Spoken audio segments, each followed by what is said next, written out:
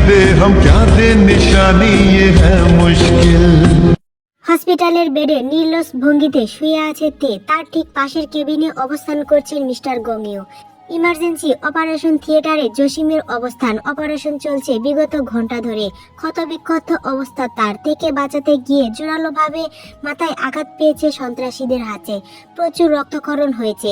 YONO সেখান থেকে উদ্ধার করেছে মিস্টার গংইউ ও জসিমকে। সোজা হসপিটালে অ্যাডমিট করিয়েছে। মিস্টার গংইউর উপরও হামলা হয়েছিল। সেখান থেকে অজ্ঞান অবস্থায় তুলে এনেছে ইউনো। স্যালাইন চলছে তার হাতেও। অবস্থা খানিকটা এখন ভালো, সুস্থ তিনি। হুঁশ ফিরেছে আরো ঘন্টা তিনেক আগেই। উপস্থিত নিজের পরিবারের সাথে কথা বলছেন হাসি মুখে। মাথায় আর বাহুতে ব্যান্ডেজ করা। মিসেস আয়ু কেঁদে কেটে বুক ভাসাচ্ছে। জিওন পরিবারের প্রতিটা সদস্যকে জানানো হয়েছে ইতিমধ্যে তাদের হামলার কথাটা। বিকাল থেকে জিওন পরিবারের প্রতিটা সদস্যই হসপিটালে ভিড় জমিয়েছিল। উপস্থিত ছিল মিসেস আয়ুর দুই কন্যা রোজ ও জিসু। তাদের স্বামী ও সন্তানরাও এতক্ষণ যাবৎ হসপিটালেই ছিল। লন্ডনে ফোন করে সুগাকেও জানানো হয়েছে তাদের পরিস্থিতির কথা। উত্তেজনায় পাগল পাগল হয়ে ফিরে আসছে বাংলাদেশে সে। ইমার্জেন্সি টিকিট নিয়েছে বাংলাদেশের। সকাল হতে হতে সেও পৌঁছে যাবে হসপিটালে। তের পরিবারও বাদ যায়নি। তাদেরও জানানো হয়েছে কিছুক্ষণ আগে। মেয়ের অবস্থা শুনে কান্নায় জর্জরিত হয়ে তারাও রওনা হয়েছে প্রায়। ঢাকা পৌঁছাতে আরো ঘন্টাখানিক লাগবে। রাত 1টা। কিছুক্ষণ আগে মিস্টার গংইউ জোর করে সবাইকে বাসায় পাঠিয়েছে হসপিটাল থেকে। বলেছে রাতটা না থেকে সকালে আবার সবাই আসতে। শুধু মিসেস আয়ু যায়নি, স্বামী আর সোনামাকে রেখে। দুইজনই ওনার কলিজার মানুষ। তাদের বিধ্বস্ত অবস্থায় দেখে অনবরত কেঁদেই চলেছে। মিস্টার গংইউ নিষেধাজ্ঞা করেও কোনো কাজ হচ্ছে না। একবার তের কেবিনে যাচ্ছে তো একবার মিস্টার গংইউর পাশে থাকছে। মিসেস আয়ুর সাথে হসপিটালে ইউনো রয়েছে। জংকুক ছিল ঘন্টাখানিক সময়। নিজের পরিবারকে হসপিটালে ভিড় জমাতে দেখে ইউনোকে পাহারায় রেখে সে নীরবে চলে গেছে। কারণ অতিরিক্ত ইমোশনাল সিন কোনো কালেই পছন্দ না তার। আর এই মুহূর্তে সেই কাজটাই করবে নিজের পরিবার। তাই নীরব ভঙ্গিতে প্রস্থান করে হসপিটাল থেকে। তের জ্ঞান ফেরেনি। মাথায় ছোটখাটো ব্রেন স্ট্রোক হয়েছে। পরিস্থিতির চাপে পড়ে গেছে অনেকটাই। বিগত 10 ঘন্টা যাবৎ বেহুশ। প্রথমে বেহুশ থাকলেও পরে ডাক্তার ফুল পাওয়ারের ইনজেকশন দিয়ে ঘুম পাড়িয়ে রেখেছে তেকে। ট্রমা থেকে বের হওয়ার জন্য মস্তিষ্ক ঠান্ডা থাকা প্রয়োজন বলে মনে করেছেন ডাক্তাররা। সেই থেকেই ঘুম। বাম হাতে ক্যানোলা লাগানো। স্যালাইন চলছে ধীর গতিতে। জংকুক স্বাভাবিক ভঙ্গিতে কেবিনে ঢুকলো। প্রথমেই দৃষ্টি পড়ে তের শুকিয়ে যাওয়া মুখটির দিকে। এক পলক সেদিকে তাকিয়ে থেকে কপাল কুঁচকে তাকায় পাশে উপস্থিত ঘুমন্ত নার্সটির দিকে। তের পাশের চেয়ারে বসে দিব্যি ঘুমাচ্ছে সে। জংকুক বিরক্তি চোখে নিজের হাত ঘড়িটা দেখে নেয়। 1টা 13 মিনিট। চোখ আউড়িয়ে আবারও তাকায় তের দিকে। মেয়েটা এত ঘুমাচ্ছে কেন? এতক্ষণ ওঠা যাওয়ার কথা। নাকি ইচ্ছা করে এই নারী ঘুমাচ্ছে এখনো? এই নারীর বিশ্বাস নেই। তাকে জ্বালানোর জন্য সবকিছু করতে পারে এই অবাধ্য নারী। কথাগুলো মনে মনে আউড়িয়ে বিরক্তি নিয়ে গিয়ে দাঁড়ায় তের বেডের পাশে।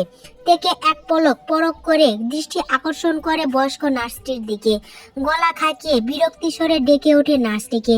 জংকুকের প্রথম ডাক না শোনাতে বিরক্ত হয় সে। বিরক্ত নিয়ে তিক্ত মেজাজে হাত বাড়িয়ে আস্তে করে পাশের ফ্লাওয়ার ভাসটি ফেলে দেয় ফ্লোরে। উচ্চ শব্দে ঘুম থেকে ধরফরিয়ে ওঠে নার্সটি। শব্দের উচ্চে ফ্লাওয়ার ভাসটিকে ফ্লোরে পড়ে থাকতে দেখে থতমত দৃষ্টিতে তাকালো জংকুকের দিকে। জংকুকের নির্ভীক মনোভাব। বিরক্তিতে খানিকটা কপাল কোঁচকানো। বয়স্ক নার্সটি কিছু বলবে তার আগে মুখ খুলল জংকুক। আপনার কাজ শেষ, বাইরে যান আপনি। জংকুকের কথায় থতমত খেয়ে যায় নার্সটি। চোখ বুলায় তের ঘুমন্ত চেহারার দিকে। তের ভাবাবেগ উন্নতি না দেখে অপরাধী কণ্ঠে বলল নার্সটি, পেশেন্টের তো এখনো জ্ঞান ফেরেনি। পেশেন্টের জ্ঞান ফেরা পর্যন্ত আমার এখানে থাকতে হবে স্যার, ডক্টরের আদেশ। তাই বয়স্ক নার্সটিকে থামিয়ে দিয়ে তিক্ত মেজাজে বলল জংকুক, জ্ঞান দেন আমাকে। বলছি জ্ঞান দিতে। ঘুমিয়ে ঘুমিয়ে কিসের পাহারা দেন আপনি? যান এখান থেকে। আপনার পেশেন্ট আমার কাছে থাক, যান আপনি। সরি স্যার, ভুল হয়ে গেছে। আসলে চোখ লেগে গেছিল। আর এমন হবে না। আমি এখানে থাকি স্যার। পেশেন্টের সমস্যা হলে নার্সের প্রয়োজন পড়বে ওনার পাশে। ধৈর্যের বাঁধ ভাঙে জংকুকের। সাংঘাতিক বিরক্তিকর মনে হচ্ছে এই মহিলাকে তার। এতটা ধৈর্য সে কোনো কিছুতেই ধরতে পারে না। তাই দাঁতে দাঁত পিষে বলল, সমস্যা আপনার পেশেন্টের না আমার। আমি আপনার পেশেন্টকে কাঁচা চিবিয়ে খাবো, তাই টেস্ট অনুযায়ী আমার লবণ মরিচ লাগবে। এজন্য কথা না বাড়িয়ে যান, সেটা নিয়ে আসুন গিয়ে, কুইক। জংকুকের কথার ধার্যে অবাক হয় না বয়স্ক নার্সটি, কারণ তিনি জানেন জিওন জংকুককে, তার সম্পর্কে ভালোভাবেই অবগত। তারপরও তিনি জংকুকের সুমর্জি চেয়ে কিছু বলবে তার আগেই হুঙ্কার ছেড়ে ফের ওনাকে চলে যেতে বলেন জংকুক। অনত্রায় উপায় না পেয়ে পা গুটিয়ে রুম থেকে বের হয়ে যায় তিনি। নার্সটি যেতেই বিরক্তিতে তীক্ষ্ণ দৃষ্টিতে স্থির করে তের ঘুমন্ত চেহারার দিকে। খানিকটা সময় কপাল কুঁচকে তাকিয়ে থেকে ঝুঁকে আসে তের দিকে।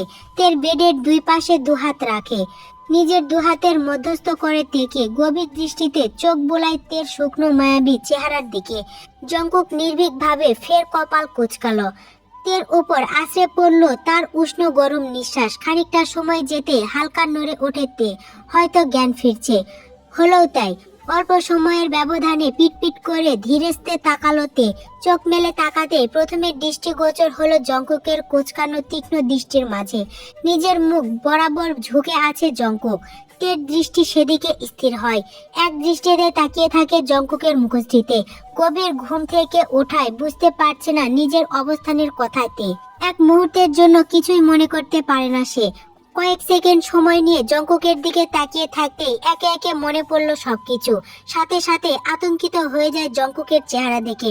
উত্তেজনায় নিজের চোখ মুখ খিচে বন্ধ করে নেয়। সাথে সাথে নিজের দুহাত মুষ্টিবদ্ধ করে বেডের চাদর খামচিয়ে ধরে শক্ত করে। তৎক্ষণাৎ রক্ত উঠে যায় স্যালাইনের পাইপ বেয়ে। দুপুরে জংকুকের সেই হিংস্র চেহারাটা ঝলমল করে ভেসে ওঠে তের সামনে। দক্ষ হাতে মানুষ মারার দৃশ্যটা আঘাত আনলো মস্তিষ্কে ফের।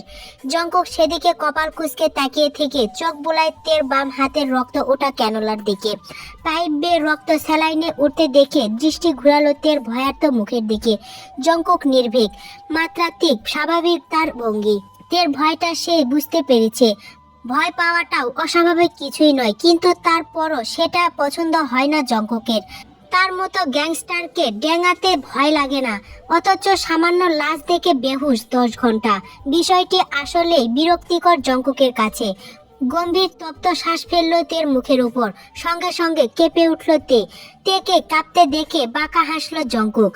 আলতো হাতে তের কাঁধের সরে যাওয়া কাপড়টা টেনে উঠিয়ে দিলে উপরে, ঢেকে দেয় নিচের অবশিষ্ট বেরিয়ে আসা অন্তর্বাসের ফিতার এক টুকরো কাপড়টি।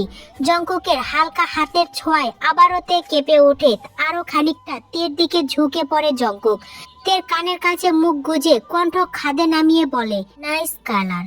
জংকুকের নেশালো কণ্ঠে তে কর্ণকোহল হতে ঠোঁট কামড়িয়ে কান্না আটকাইতে। জংকুকের কথার মানে বোধগম্য হলো না তার, তাই আরো খানিকটা চোখ মুখ কুঁচকে ফেললো ভয়ে। জংকুক তের কান থেকে মুখ উঠায়, বরাবর হয় তের চেহারার দিকে। নিজের ডান হাতটা আলতো ছোঁয়ালো তের বাম হাতের ওপর। মুষ্টিবদ্ধ করা তের হাতটা ছাড়িয়ে দিতে চায় রক্ত ওঠা থেকে, কিন্তু তের হেলদোল নেই। জংকুক বাধ্য হয়ে তের হাতের ক্যানোলা হতে এক টানে স্যালাইনের সুইচ খুলে ফেলে, বন্ধ করে তের হাতের রক্ত ওঠা থেকে। তের বন্ধ চোখের পাতা অনবরত কাঁপছে ভয়ে। জংকুক স্বাভাবিক ভঙ্গিতে সোজা হয়ে দাঁড়ায়। তের ভয়ের কারণ বুঝতে পেরে পিছিয়ে যেতে থাকে নিঃশব্দে। পিছিয়ে যাওয়া পা থামে দরজার সামনে, দৃষ্টি স্থির তের দিকে। তে জংকুকের উপস্থিতিটা নিজের কাছে না পেয়ে সন্দেহ বসে ধীরস্তরে চোখ খুলে তাকায় সামনে। চোখের সামনে কাউকে দেখতে না পেয়ে তৎক্ষণাৎ স্বস্তির নিঃশ্বাস ফেলে পাশে তাকাতে চোখ পড়ল জংকুকের নির্ভীক ভঙ্গির উপস্থিত। চোখাচোখি হয় দুজনের। তে ভয়ে দ্রুত চোখ ফিরিয়ে নিতে কানে আসলো জংকুকের বেপরোয়া কণ্ঠ, ম্যাডাম ভয় পাচ্ছেন? সবে তো শুরু। চিন্তা করবেন না ম্যাডাম, আমি আছি তো আপনাকে ভয় দেখানোর জন্য। রোজ রোজ দেখা হবে আমাদের, বারবার দেখা হবে, কারণে অকারণে দেখা হবে। প্রস্তুত থাকিয়েন, আমি প্রস্তুতি নিয়ে এসেছি। লাইফে স্বেচ্ছায় আনতে চাই নাই আপনাকে, জোর করে আসছেন আপনি, তাই ওয়েলকাম টু মাই বেপরোয়া লাইফ। তে চমকে উঠে মুহূর্তে মুখ ফিরিয়ে তাকায় জংকুকের দিকে। জংকুক বেপরোয়া হয়ে দুহাত ছড়িয়ে দেয় তের সামনে। অ্যাটিটিউডের সহিত পুনরায় বলে উঠল, welcome to my gangster life madam. গ্যাংস্টারের সাথে পাল্লা পড়েছে আপনার। এবার থেকে রোজ আপনার সৎ সাহস প্রয়োজন পড়বে ম্যাডাম। হসপিটাল থেকে সুস্থ হয়ে নয়, বরং সাহস নিয়ে বাসায় ফিরিয়েন। কিন্তু আজকাল শুধু আপনার সাহসটাই প্রয়োজন হবে ম্যাডাম, কারণ আমি আছি তো আপনাকে ভয় দেখানোর জন্য। আপনাকে মারার প্ল্যানিং করে এসেছি এবার। পারলে নিজেকে বাঁচায়েন আমার থেকে। আমি এখানে, আপনিও এখানেই। কথাগুলো শেষ করে প্রস্থান করে সে। যে ধাপে এসেছিল সেই ধাপে বেরিয়ে গেল সে। মধ্য থেকে জঙ্কুকের বেপরোয়া কথায় শরীর অনবরত কেঁপে ওঠে তের। জঙ্কুকের এতটা কাছে আসা আজই প্রথম। তার উপর আবার জঙ্কুক তেকে মারতে চায়। তাই তের চিন্তা, জঙ্কুক ভয়ানক গুন্ডা মানুষ, অকারণে মানুষ মারে অনবরত। জঙ্কুক ভাইয়া খুনি, বাজে সন্ত্রাসী মানুষ। সে দেখেছে তার জঙ্কুক ভাইয়াকে মানুষ খুন করতে। যারা মানুষ খুন করে তারা ভালো হয় না কখনোই। জঙ্কুক ভাইয়াও ভালো না। দুনিয়ায় সবচাইতে নিষ্ঠুর খারাপ মানুষ তার জঙ্কুক ভাইয়া। তে কান্নাগুলো দলা পাকিয়ে আসে গলায়। নিজেকে বাঁচাতে চায় তার সন্ত্রাসী জঙ্কুক ভাই থেকে। কে বাঁচাবে তাকে এই মানুষ থেকে? তের কি বাঁচার কোনো উপায় নেই? উত্তেজনায় টান টান হয়ে গাড়ি থেকে নেমে দৌড়ে হসপিটালে প্রবেশ করে সুগা। সারা রাতে অঘুম আর জার্নিতে ক্লান্তিটা স্পষ্ট মায়াবী চেহারায়। এয়ারপোর্ট থেকে সোজা হসপিটালে এসেছে সে। খানিকটা বিধ্বস্ত চেহারায় হসপিটালের করিডোর ধরে দৌড়ায়। উদ্দেশ্য নিজের নানা ভাই ও তেকে দেখা। হামলার খবর পাওয়ার পর থেকে ছটফট করছে সে। ভিতরটা খাখা করছে তেকে এক পলক দেখার জন্য। হসপিটালের ফার্স্ট ফ্লোর থেকে সেকেন্ড ফ্লোরে উঠে করিডোর ধরে কিছুটা পর দৌড়াতেই চোখে পড়ল করিডোরের রেলিং ধরে নিচের দিকে হেলিয়ে পড়া তেকে। লম্বা চুলের বেনি করে পিঠের উপরে ছাড়া, সামনের দিকে ঝুঁকে কিছু একটা করার চেষ্টা করছে সে। গায়ে সাদামাটা গ্রাউন্ড জড়ানো। তে সামনের দিকে ঝুঁকে থাকায় চেহারাটা স্পষ্ট নয়। পিঠ দৃশ্যমান সুগার সামনে। থেমে যায় সুগার পা, শীতল হয় সুগার প্রশস্ত বুকখানা। তেকে স্বাভাবিক অবস্থায় দাঁড়িয়ে থাকতে দেখে দৌড়ে যায় সেদিকে। আকস্মিক ভাবে তের বাহু টেনে চেপে ধরে নিজের প্রশস্ত বুকের মাঝে। দুহাতে ঝাপটে ধরে তের পিঠ। আকস্মিক ঘটনায় চমকে ওঠে মেয়েটি। শক্তপোক্ত হাতের পিষিতে পড়ে দম বন্ধ হয়ে আসছে তার। মুহূর্তে ছটপট করে ওঠে আটকে থাকা বাহুবন্ধন থেকে ছাড়া পাওয়ার জন্য। কিন্তু সুগা অনড়, কিছুতেই ছাড়তে নারাজ তেকে। নিজের উত্তেজনার বুকটি শীতল করতে চায় তেকে বুকে নিয়ে।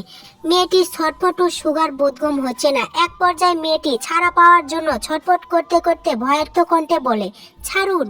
সুগা শুনতে নারাজ, তাই নিজের ব্যাগকে অধৈর্য গলায় বলে সে, তোমাকে নিয়ে প্রচুর ভয় পেয়েছিলাম আমি। মনে হচ্ছিল এই বুঝি হারিয়ে ফেলবো তোমায়। আল্লাহ বাঁচিয়েছে তোমায়। প্লিজ কিছুটা সময় থাকো আমার এই অশান্ত বুকে। বড্ড ছটফট করছে তুমিহীন বুকটা। প্লিজ 2 মিনিট চাই আমার। সুগার কথায় দ্বিগুণ ছটফট করে ওঠে মেয়েটি। উত্তেজনায় নিজেকে ছাড়ানোর চেষ্টা করে বলল, প্লিজ ছাড়ুন আমাকে। কে আপনি? অপরিচিত কণ্ঠে চমকে উঠল সুগা। নিজের হাতটা একটু ঢিলে হতে সুগাকে ধাক্কা দিয়ে ছিটকে সরে গেল মেয়েটি। চোখ মুখে ভয়ে কুচকানো, বিষণ্ণতা ভাব। চোখগুলো চাপার আগে ঝলমল করে ওঠে। শাসিত চোখ। সুগা হতভম্ব হয়ে যায় অপরিচিত মেয়েকে নিজের সামনে দেখে। পিছন থেকে মেয়েটিকে তের মতো ভেবে জড়িয়ে ধরেছিল। মেয়েটির শরীর জুড়ে তে তে গন্ধ আসছিল তার। তাই বুঝতে পারেনি মেয়েটি তে নয় অন্য কেউ। অস্থিরতায় আর কিছু ভাবতে পারেনি সুগা। এই মুহূর্তে কিছু ভাবার সময় নেই তার। শুধু তেকে এক পলক দেখার প্রয়োজন। তাই মেয়েটিকে কিছু বলার সুযোগ না দিয়ে উল্টো পথে দৌড় লাগায় সুগা। উদ্দেশ্য তের কেবিন। সুগার হুট করে করা কাণ্ডে ভেবাচাকা খেয়ে যায় মেয়েটি। ঠোঁট উল্টিয়ে তাকায় সেদিকে। এই মুহূর্তে তার ভীষণ কান্না পাচ্ছে। বলতে গেলে ফ্লোরে গড়াগড়ি করে কান্না করতে ইচ্ছা করছে তার। জানা নেই শোনা নেই হুটহাট একটা অসভ্য লোক এসে তাকে জড়িয়ে নিল। নিজের ভুল বুঝতে পেরেও তাকে সামান্য সরিটুকু বলল না। মেয়েটি আবারও ঠোঁট উল্টিয়ে তাকায় সুগার দৌড়ানো পথের দিকে। রাগে বিড়বিড় করে বলে ওঠে, অসভ্য শহরে অসভ্য লোকের বসবাস, নোংরা লোক, ছি। সুগা হতভম্ব হয়ে প্রবেশ করলো তের কেবিনে। দরজা দিয়ে ঢুকতে স্তব্ধ হয়ে যায় মুহূর্তেই। থেমে যায় অস্থির পা দুটো। কয়েক জোড়া চোখের দৃষ্টি স্থির হলো তার উপর। সবার অবাক দৃষ্টি পড়ল সুগার উপর। উপস্থিত সবাইকে দেখে থতমত খেয়ে যায় সে। গুটিয়ে নেয় নিজেকে। অপরাধীর মতো এগিয়ে যায় সামনে। সুগাকে বাংলাদেশে দেখে এগিয়ে আসে যিশু। এই মুহূর্তে হসপিটালে নিজের ছেলেকে আশা করেননি তিনি। তাই তিনি সুগার সামনে দাঁড়িয়ে অবাক সুরে বলল, বাংলাদেশে কখন এসেছো সুগা? আর তুমি বাংলাদেশে আসবে সেটা আমাকে জানাওনি কেন? মায়ের প্রশ্নে ইতস্তত বোধ করলো সুগা। উত্তেজনায় কাউকে জানাতে পারেনি নিজে ফিরে আসার কথা। পরিস্থিতি বুঝে চোখ আওড়ায় তের শুকিয়ে যাওয়া মুখটির দিকে। তের দৃষ্টি স্থির সুগার উপর। সুগার তাকানোতে সাথে সাথে চোখাচোখি হয় দুজনের। সুগা এক পলক সেদিকে তাকিয়ে থেকে রুমের চারপাশে চোখ বোলায়। বেশ কিছু অপরিচিত কৌতূহলী চোখ তার দিকে তাকানো। সুগা বুঝতে পারে তারা তের পরিবার। বেশ কয়েকবার ফোনে কথা বলেছিল তাদের সাথে সুগা। মিস্টার গংয়ের ফোনে তাদের ছবি দেখেছিল সে। সুগার চুপ থাকার মধ্য দিয়ে কানে আসলো মায়ের ধারালো তীক্ষ্ণ কণ্ঠ। যিশু পুনরায় প্রশ্ন করে বলল, তোমার না লন্ডনে এক্সাম ছিল, সেটার কি হলো? সুগা ইতস্তত বোধ করে মিহি সুরে বলল, কিছু হয়নি মা। সুগার উত্তরে সন্তুষ্ট হলো না শিশু। তিনি ছেলে মেয়েদের পড়াশোনার ব্যাপারে বেশ পজিটিভ। সুগার ক্যারিয়ার নিয়ে বেশ সচেতন। সুগাকে এক্সাম রেখে এইভাবে চলে আসার পছন্দ হয়নি ওনার। তাই অধৈর্য গলায় পুনরায় বলল, কিছু হয়নি মানে? আমার জানা মতে তোমার পরীক্ষা ছিল লন্ডনে, তাহলে? এতটা জাননি। ক্লান্তিত শরীর, অস্থির মনের টানাপোড়া চলছে নিজের মাঝে সুগার। তাই ঠিকঠাক উত্তর বসাতে পারছে না সে নিজের মাকে। বুক ফুলিয়ে শ্বাস নিয়ে শান্ত করলো নিজেকে। ভিজা গলায় বলল, এক্সামে গ্যাপ ছিল কয়েকদিন, তাই চলে আসলাম মা। 2 দিন থেকে আবারও চলে যাব। এক্সামের কোনো ক্ষতি হবে না মা, ট্রাস্ট মি। যিশু ছেলের হুটহাট ফিরে আসাতে সন্তুষ্ট হয়নি। তাই আবারও কিছু বলবে পাশ থেকে থামিয়ে দেয় মিসেস আয়ু। মেয়েকে ধমক দিয়ে কাছে ডাকলো সুগাকে। সুগা সেদিকে যায়। যিশু পরিস্থিতি বুঝে চুপ হয়ে যায়। আপাতত ওনার চুপ থাকাটাই শ্রেয় মনে হচ্ছে। তের রুমে মিস্টার গংইউকেও শিফট করেছে সকালে মিসেস আয়ুর কথায়। পাশাপাশি বেডে শুয়ে আছে দুজন। মিস্টার গংইউ সবার সাথে হাসি মুখে কথা বলছেন।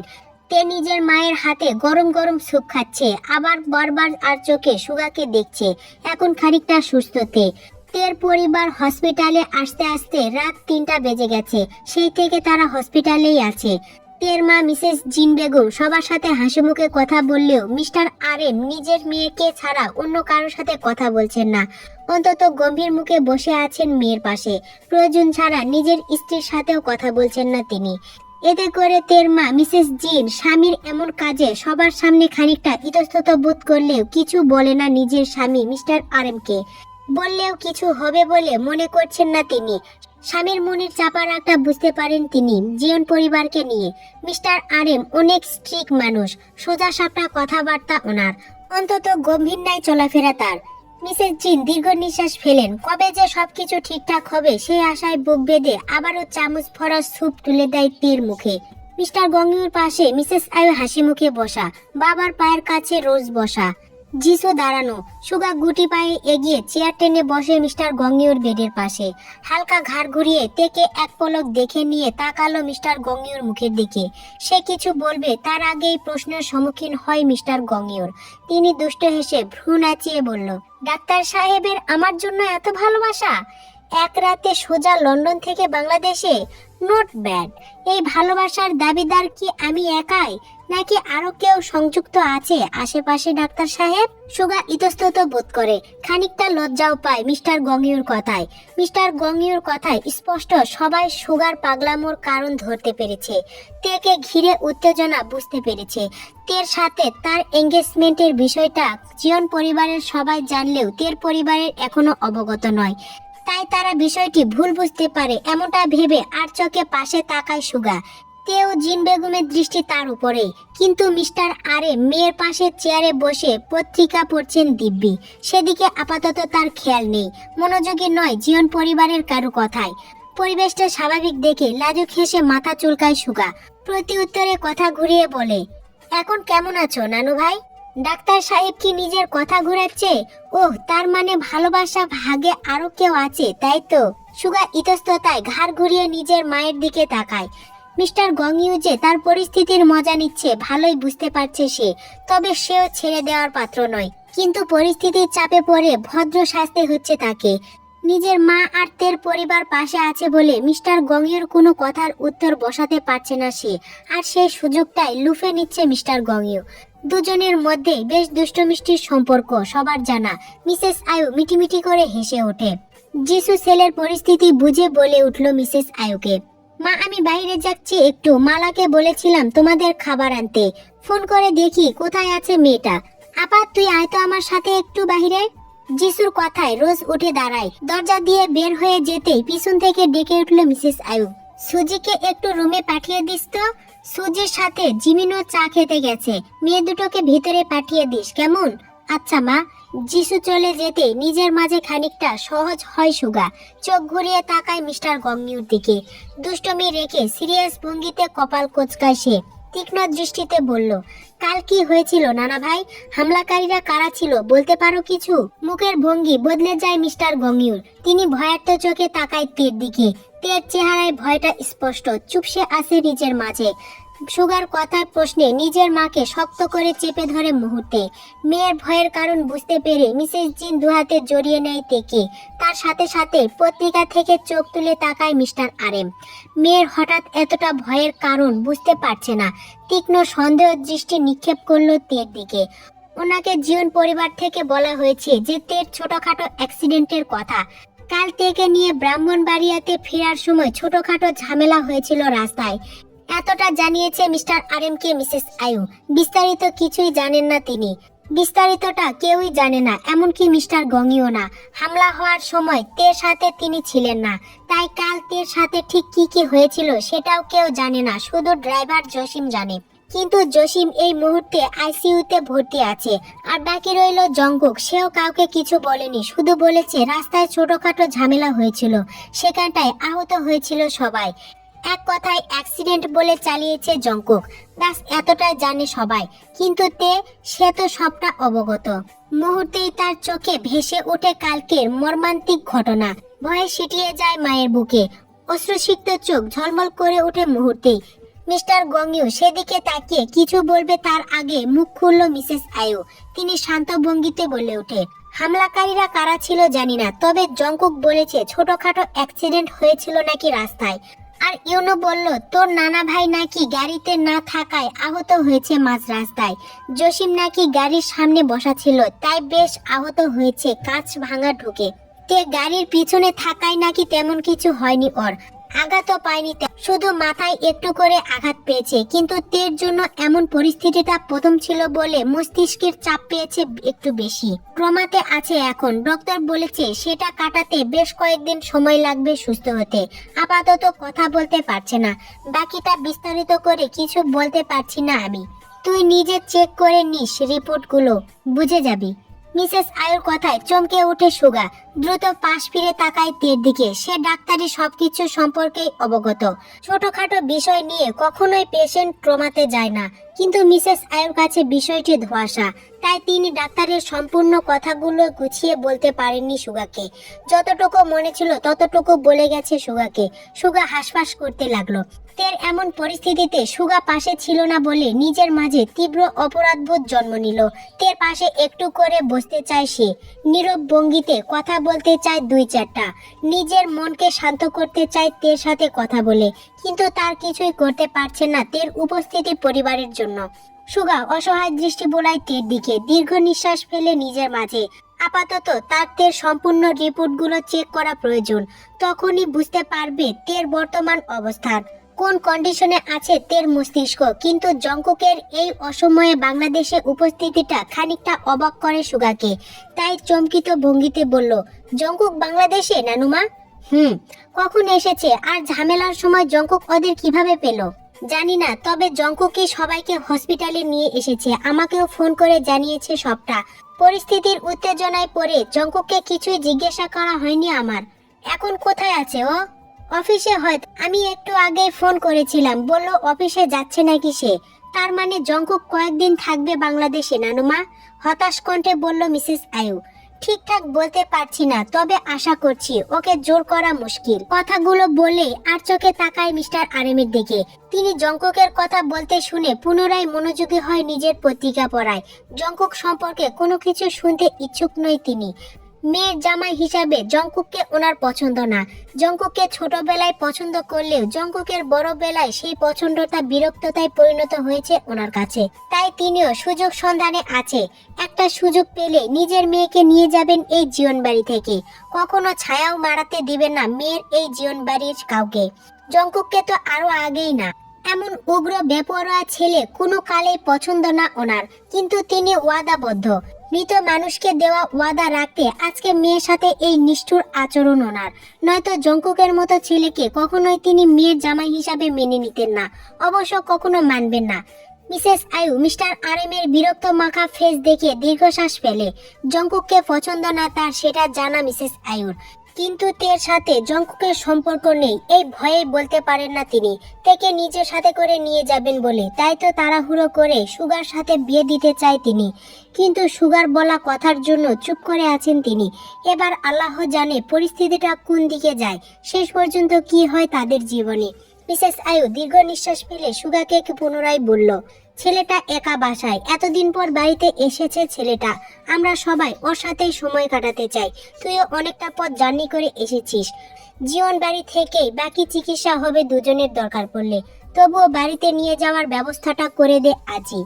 মিসেস আয়ুর কথার অর্থ বোঝে সুগা, কিন্তু দুজনের শরীরের কন্ডিশনের রিপোর্ট দেখে বলতে হবে তাদের বাসায় শিফট করাটা সুটেবল হবে কিনা।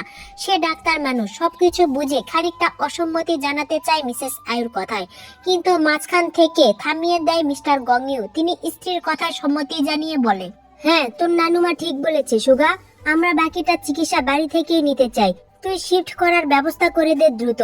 হসপিটালের পরিবেশ মনে ধরছে না আমার, কেমন রোগী রোগী ফিল হচ্ছে, কিন্তু আমি তো সুস্থ মানুষ তাই বাসায় যেতে চাই। কি বলো আরএম, আমাদের দেখে কি অসুস্থ মনে হচ্ছে তোমার? কথাটা বলে উৎসুক দৃষ্টিতে তাকায় মিস্টার গঙ্গিউ। সেই সাথে উপস্থিত সবার উৎসুক দৃষ্টি ভর করে মিস্টার আরএমের দিকে। মিস্টার গঙ্গিউ মিস্টার আরএমকে সহজ করতে চাইছেন, নিজেদের মাঝে দূরত্বটা কমাতে চাইছেন, তাই আগ বাড়িয়ে কথা ওনার। কিন্তু মিস্টার আরএম অনর, মিস্টার গঙ্গিউর কথা শুনেও শুনলেন না এমন ভাব ওনার, মনোযোগ সহকারে পত্রিকা পড়ায় ব্যস্ত। মিসেস দিন স্বামীর এমন ভাব দেখে দ্রুত চোখ ঘুরায় মিস্টার গঙ্গিউর দিকে। পরিস্থিতি সামাল দিতে হাসি টানলো মুখে। মিস্টার গঙ্গিউকে উদ্দেশ্য করে বলল, একদমই না চাচা, বরং আপনাকে দেখলে মনে হবে সুস্থ পোক্ত জোয়ান মানুষ হসপিটালে এসে ভিড় জমাচ্ছে শুধু শুধু। হসপিটাল হলো রোগীদের বাসা, এখানে কি সুস্থ মানুষ শোভা পায় চাচা? মিসেস জিন বেগমের কথায় উপস্থিত হাসলো সবাই, তবে মিস্টার আরএম নির্ভীক ভঙ্গিতে বিরক্তি প্রকাশ করলো স্ত্রীর আগ বাড়িয়ে কথায়। মিস্টার আরএমের করা কাজে চাপা কষ্ট পেলেন মিসেস আয়ু ও মিস্টার গঙ্গিউ। মিস্টার আরএমের এই রাগ আজ থেকে নয়, বরং বিগত কয়েক বছর ধরে সেই রাগটা বাড়ছে বই কমছে না। গোপনে দীর্ঘশ্বাস ফেললো দুইজন, চোখ ঘুরালো জিনের হাসি মাখা মুখের দিকে। মিস্টার গঙ্গিউ নিজেও হাসলো জিনের হাসিতে। পরিস্থিতি সামলিয়ে নিজেও ফিচেল কণ্ঠে বলল, উফ, এই তো বুঝলো আমার কষ্ট কেউ। জিন তুমি একটু বুঝাও তো এই ডক্টর ফক্টরকে, সবকিছুতে আগ বাড়িয়ে 2 লাইন বেশি বুঝাতে চায় এরা। এই সব ডক্টরদের জন্য সুস্থ হয়েও রোগী উপাধি টানতে হচ্ছে আমার মতো ইয়াং ম্যানকে। সবাই হাসলো। সুগা মিস্টার আরএমের থেকে দৃষ্টি ঘুরিয়ে মিসেস জিনের মুখের দিকে তাকালো। নিতান্ত সুন্দরী সেই মুখ, তবে তের সাথে সেই মুখের বেশ একটা মিল খুঁজে পেল না সে। তের সাথে চেহারার মিল খুঁজে পেল না মিসেস জিনের। মনে হলো মার নয় বরং বাবার কার্বন কপিতে, কিন্তু তের গায়ের রংটা না বাবার পেল না মার। বাবা শ্যাম বর্ণের তো মা দুধে আলতা, কিন্তু তে হলো কাঁচা হলুদ ফর্সা। সুগা চোখ আউড়িয়ে আর কোনো মিল করতে পারলো না কারুই। তে কার মতো হয়েছে সেটাও ধরতে পারলো না, তবে মিস্টার আরএম যে কতটা শক্ত মনের অধিকারী সেটা বেশ ধরতে পারলো সুগা। বিগত সময় ধরে মিস্টার আরএমের গম্ভীর্য ভাব, একরোখা আচরণ সবকিছুই লক্ষ্য করেছে সুগা। সুগা খানিকটা টেনশনে পড়ে যায় তে আর তার বিয়ে নিয়ে। এই লোকটাকে আদৌ মানাতে পারবে কিনা সন্দেহ। প্রথমে তের পরিবারকে সহজভাবে নিলেও এই মুহূর্তে নিতে পারছে না তের বাবাকে দেখে। মনে হচ্ছে তের বাবা সাংঘাতিক খেসারত মানুষ, মেয়ে নিয়ে ঝামেলা করবে এটা নিশ্চিত সে। সুগা কিছুটা টেনশনে পড়ে যায়, যদি তের বাবা না মানে তারপরও হাল ছাড়বে না সে। দেখা যাক ভবিষ্যতে কি হয় ওনাকে নিয়ে। সুগা এক মনে ভাবলো কথাগুলো। পাশ থেকে মিস্টার গঙ্গিউর কথা কানে আসতেই ঘাড় ঘুরিয়ে তাকালো সেদিকে। নিঃশব্দে হেসে সম্মতি জানায় মিস্টার গঙ্গিউকে। সুগা উঠে দাঁড়ায় সবকিছু ব্যবস্থা করতে। পিছনে ঘুরতে রুমে প্রবেশ করলো সুজি, তার ঠিক পিছনে ভদ্র পায়ে প্রবেশ করলো আরো একটি মেয়ে। মেয়েটিকে দেখে মুহূর্তেই খানিকটা চমকালো সুগা। মনে পড়ে গেল তখনকার হওয়া অ্যাক্সিডেন্টের কথা। মেয়েটি প্রথমে হাসি মুখে প্রবেশ করলেও সুগাকে চোখের সামনে দাঁড়িয়ে থাকতে দেখে সেও চমকে ওঠে।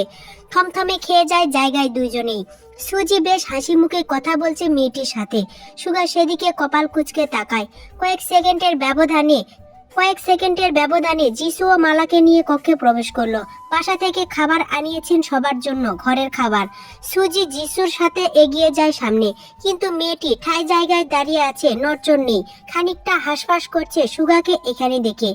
সুগার সামনে এই অপরিচিত মেয়েটি কে হতে পারে সেটা বোধগম্য হচ্ছে না তার। স্বাভাবিক ভঙ্গিতে কয়েক সেকেন্ডের মধ্যে দৃষ্টি সরিয়ে পাশে রাখলো সে। পরিবারের সামনে কোনো অপরিচিত মেয়েটির দিকে তাকানোটা ভালো লক্ষণ নয়, সেটা ভালো চোখে নিবে না কেউ, যতই সে ভালো চোখে দেখুক না কেন। সুগার ভাবনার মাঝেই ডাকলো মিসেস আয়ু। তিনি বললেন, জিমিন তুমি দরজায় দাঁড়িয়ে আছো কেন? ভিতরে আসো, সুজির সাথে কিছু খেয়ে নিবে, আসো। মিসেস আয়ুর কথায় জিমিন সম্মতি জানানোর আগেই নীরবতা ভাঙল মিস্টার আরএম। তিনি অন্তত গম্ভীর্য মুখে বলে উঠল, ধন্যবাদ মিসেস জিওন এতটা সহানুভূতি দেখানোর জন্য, কিন্তু সেটা আপাতত রাখতে পারছি না আমি, কারণ মেয়েকে খাওয়ানোর যথেষ্ট সামর্থ্য আছে আমার। আমার মেয়েকে নিয়ে এতটা চিন্তিত হওয়ার প্রয়োজন নেই। যতটা দয়া দেখাচ্ছেন ততটা প্রয়োজন নেই আমার মেয়েদের। তাছাড়া আমার মেয়েদের নিয়ে অন্যের মাতামাতিটা আমার পছন্দ না। শক্ত গলায় কথাগুলো বলল মিস্টার আরে। মিসেস আয়ুর সাথে অন্তত কঠিন বাক্য ব্যবহার করলেও তার থেকে দ্বিগুণ কোমল হলো জিমিনের দিকে তাকিয়ে। নিজের কণ্ঠস্বর খাদে নামিয়ে আদুরির সহিত নিজের কাছে ডাকলো জিমিনকে। বাবার ডাকে গুটি পায়ে এগিয়ে গেল সেদিকে জিমিন। মিস্টার আরেমের পাশে দাঁড়াতেই মাথায় আদুরে হাত বুলিয়ে তিনি কোমল স্বরেই বলল, ক্ষুধা পেয়েছে তোমার? কিছু খাবে তুমি? বাবাকে বলো, নিয়ে যাব তোমায় খাওয়াতে, যাবে তুমি? মিস্টার আরেমের কথায় মুহূর্তে মাথা নাড়ল জিমিন। মিসেস জিন বেগমের দিকে চোখ তুলে তাকাতেই তিনি চোখে ইশারায় বুঝায় খাওয়ার জন্য যেতে। মিসেস জিনের ইশারা অনুযায়ী সাথে সাথে মিহি কণ্ঠে বলে উঠল জিমিন, যাবো আব্বু। মেয়ের কথায় সাথে সাথে উঠে দাঁড়ালেন মিস্টার আরেম। নিজের হাতের পত্রিকাটা কর্নারের সাইডের টেবিলে রেখে গায়ের পাঞ্জাবিটা টেনে ঠিক করে। জিমিনের অনেকটা খিদা পেয়েছে সেটা বুঝতে পেরেছেন মিস্টার আরেম। শেষ খাবার খেয়েছিল কাল রাতে। মধ্যরাতে তের অ্যাক্সিডেন্টের কথা শুনে প্রায় সাথে সাথে পাগল পাগল হয়ে বের হয়েছিল ওনারা জিমিনকে নিয়ে ব্রাহ্মণবাড়িয়া থেকে। উত্তেজনায় কিছুই খাওয়ানো হয়নি জিমিনকে। সারা রাত না খেয়েই রয়েছে মেয়েটা। এখন সকাল 11টা বাজে, অনেকটা সময় ক্ষুধার্ত পেটেই রয়েছে। আপাতত মেয়েকে কিছু খাওয়ানো দরকার। বাবা হয়ে আরো আগে খোঁজ নেওয়া দরকার ছিল মেয়ের। খানিকটা অপরাধবোধ কাজ করলো মনে, কিন্তু সেটা প্রকাশ করলো না। অন্তত গম্ভীর মুখে চলে যেতে নেয় জিমিনকে নিয়ে, কিন্তু আবারও ঘুরে দাঁড়ায়। হুট করে কিছু মনে পড়ায় 2 কদম এগিয়ে যায় তের দিকে। আদরে হাত তের মাথায় বুলিয়ে আদরের সহিত বলে উঠল, আব্বু জিমিনকে নিয়ে কিছুক্ষণের মধ্যেই ফিরে আসবে, কেমন? তোমার কিছু লাগবে তে? কি আনবো আব্বু তোমার জন্য? তে কথা বলতে না পারায় মাথা নাড়িয়ে সম্মতি জানায়, যার অর্থ তার লাগবে। মেয়ের সম্মতিতে হাসলো মিস্টার আরেম। পাশ থেকে খাতা কলম নিয়ে হাত বাড়িয়ে বলল তেকে, এটার মধ্যে লিখে ফেলো তো ফটাফট তোমার কি কি লাগবে। আব্বু আসার সময় নিয়ে আসবো তোমার জন্য। মায়ের বুক থেকে উঠে বসেতে খাতা কলম হাতে নিতেই সেদিকে উকি দেয় জিমিন। তে কি লিখছে সেটা দেখার চেষ্টা করে। তে নিজের লেখাটা শেষ করে মিস্টার আরেমের দিকে এগিয়ে দেয়। কাগজের টুকরোটা হাতে নিতেই মুখ ভরতে হাসে তিনি। তের দিকে তাকিয়ে বলল, জিমিন যা খাবে তুমিও তাই খাবে? অন্য কিছু খাবে না? জিমিনের যতটা আইসক্রিম চিপস চাই তোমারও ততটাই চাই, এর থেকে কম বেশি চাই না তোমার। তে মাথা নাড়িয়ে সম্মতি জানায়, যার অর্থ না। মিস্টার আরেম প্রাণবন্তন হাসে মেয়ের কাণ্ডে। তে পাশে থাকলে সব সময় এমন আবদার করে মিস্টার আরেমের কাছে। শুধু তে নয়, জিমিনও কম যায় না, দুইজনই একই রকম। ওনার 2 কন্যা চোখের মধ্যমণি, কলিজার টুকরো। ওনার কাছে সব সম্পর্ক একদিকে, 2 মেয়ের সাথে বাবা হিসেবে ওনার সম্পর্ক অন্যদিকে। মেয়েদের নিয়ে কারো সাথে কম্প্রোমাইজ করতে চায় না তিনি, যত্নবান মেয়েদের প্রতি। তাই অসময়ে তেকে জীবন পরিবারের কাছে দিয়ে দেওয়ার জন্য মোটেও প্রস্তুত ছিল না তিনি। বলতে গেলে ওনাকে ধর্মনীতির জালে ফাঁসিয়ে নিজের মেয়েকে জোরপূর্বক নিজেদের কাছে রেখেছেন জীবন পরিবারের সদস্যরা। সুযোগ সন্ধানে তিনিও বসে আছেন। সুযোগ পেলে তিনিও বুঝাবেন মেয়ে হারানোর কষ্ট। দীর্ঘ নিঃশ্বাস ফেলে মিস্টার আরেম আবারও তের মাথায় হাত বুলিয়ে সম্মতি জানিয়ে চলে যান তিনি।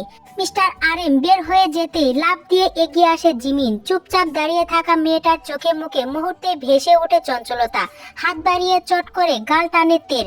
চঞ্চল ভঙ্গিতে বলে ওঠে, তোর থেকে সবকিছু 2টা বেশি খাবো আমি। আব্বুর সাথে আমি যাচ্ছি বাইরে, তুই না।